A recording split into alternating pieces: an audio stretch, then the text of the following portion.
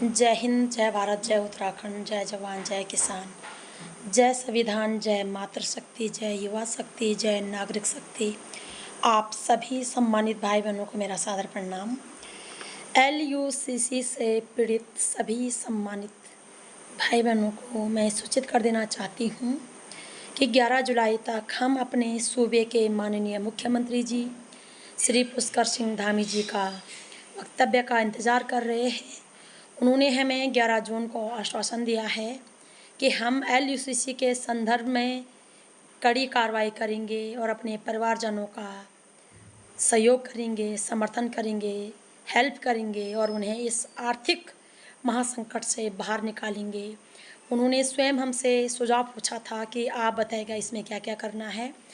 हमने उन्हें सुझाव दिया था कि सर या तो आपातकालीन फंड घोषित कीजिएगा या NP फंड घोषित करें या फिर केंद्र में भी डबल इंजन की सरकार है तो कोई विशेष राहत बचाव का फंड केंद्र से भी रिलीज करें, मांग करें, डिमांड करें कि हमारे उत्तराखंड में LUCC नामक कंपनी ने उत्तराखंड के सभी लोगों का लगभग खून पसीना का सारा पैसा ठग कर ले गया है। लोगों के घर में रोज़मर्रा का जीवन जीने के लिए भी पैसे नहीं हैं। इस समय हमारे बहुत से बच्चे 12 पास हुए थे, उन्होंने कई प्रकार के कोर्स करने थे। सारे बच्चे हमारे पैसों के अभाव के कारण कोर्स करने से भी अभाव रह गए हैं, वंचित रह गए हैं। बहुत से घरों में चूल्हा नहीं जल रहा है, रोज़मर्रा का जो सामान है वो नहीं खरीद पा रहे हैं लोग, और बच्चों की फ़ीस नहीं भरी जा रही है। उनके लिए स्कूल की ड्रेस लेने में, किताब लेने में, बैग लेने में, छाता लेने में, तमाम प्रकार की मूलभूत जो आवश्यकताएँ होती हैं उसे लेने में प्रॉब्लम हो रही है। तो हम चाहते हैं कि 11 जुलाई से पहले पहले हमारे सूबे के माननीय मुख्यमंत्री जी अपने वक्तव्य से अपने राज्य के पीड़ित जनता को संबोधित करें, उनसे कहें कि हम इसमें कार्रवाई कर रहे हैं और इतने तारीख तक आपके पैसे आपको सम्मान सहित मिल जाएंगे हमारी ओर से, और क्या क्या उसमें कार्रवाई हुई, आप किस माध्यम से अपने पीड़ित लोगों की हेल्प करना चाहते हैं। आपके पास कई रास्ते हैं। आप राज्य के मुख्य हो और हमारे मुख्य का नैतिक जिम्मेदारी बनती है, मॉरल रिस्पॉन्सिबिलिटीज़ बनती है कि आप अपने राज्य के LUCC से पीड़ित लोगों को जल्द से जल्द राहत दें। जो आपके पास ऑप्शन थे, आप राहत बचाओ जो आपातकालीन फंड होता है उसे लागू कर सकते थे। आप NP पूरे नेशनल लेवल पे आप पैसे कलेक्ट कर सकते थे। हम भी उसमें स्वयं पैसे योगदान देना चाहेंगे। आप केंद्र सरकार से अनुरोध कर सकते थे कि सर हमारे उत्तराखंड में भारी भरकम मात्रा में आर्थिक संकट आ रखा है, तो इस संकट से उत्तराखंड राज्य को बाहर निकालेगा। छोटा सा राज्य हमारा है और इस राज्य पे तमाम प्रकार की भीषण आपदा आ रखी है, जो कि दुर्भाग्यपूर्ण बात है। यदि आप 11 जुलाई से पहले कोई वक्तव्य, कोई राहत, कोई बचाव अपनी जनता को कोई सुझाव नहीं देते हैं, कोई उन्हें डेट, तारीख, मंथ फिक्स नहीं कर देते हैं, तो 12 जुलाई को हमारी मुलाकात आपसे होगी। अब आप चाहे हमें गोली मारें, जेल में बंद करें, जो मर्जी वो करें, हम अब एक कदम पीछे हटने वाले नहीं हैं।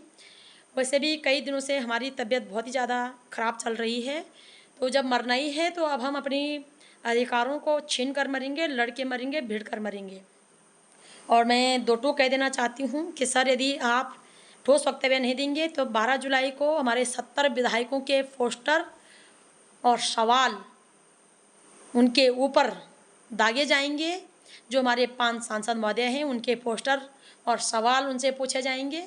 आप अपने राज्य के लोगों को क्या हेल्प करना चाहते हैं, आपने उनसे वोट मांगा, वादा किया, वो वादा कौन निभाएगा, ये तमाम चीज़ें हैं सर। हम नहीं चाहते हैं कि हम किसी के राजनीतिक जीवन में दखलंदाजी करें, सामाजिक जीवन में दखलंदाजी करें, लेकिन जो जिसकी रिस्पॉन्सिबिलिटीज़ है वो भी मॉरल रिस्पॉन्सिबिलिटीज़ उन्हें निभानी चाहिए पद कदों में बैठ करके। और जिनकी बस की बात नहीं है, मैं कहना चाहूँगी अविलंब पद का त्यागें और वह जिम्मा हमें सौंपें, हम बताते हैं कि कैसे काम करते हैं। बाकी मैं उत्तराखंड की समस्त जनता से हाथ जोड़ करके विनम्र निवेदन करना चाहूँगी, 12 जुलाई को आप स्वयं तन मन धन से सड़कों पे उतरें। ये आर और पार की लड़ाई होगी। या तो हमें पैसे का आश्वासन हमारा सीएम साहब देंगे या फिर हमारे लाशें वहाँ से आएंगी। अब हमें इफ़ और बट से कोई लेना देना नहीं है। आज हमारे धरने को समथिंग 107वां दिन हो चुका है और 12 जुलाई को समथिंग मुझे लगता है कि 115-16 दिन हो जाएंगे।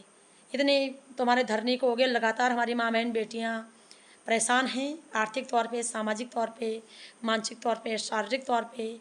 ऊपर से हमारा राजनीतिक जो सिस्टम है वो भ्रष्ट है ऑलरेडी। हमारा जो कानूनी सिस्टम है वो ऑलरेडी भ्रष्ट है। जो हमारी न्यायपालिका है वो ऑलरेडी स्लो है।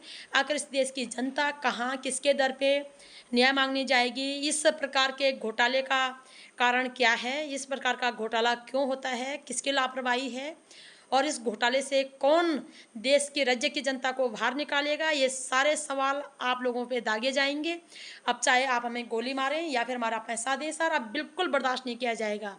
स्पष्ट शब्दों में हम कह देना चाहते हैं, या तो आपको सम्मान से पैसा देना पड़ेगा या फिर किसी भी गले मोहल्ले में एक भी राजनीतिक पार्टी नेता नहीं घुसने दिया जाएगा।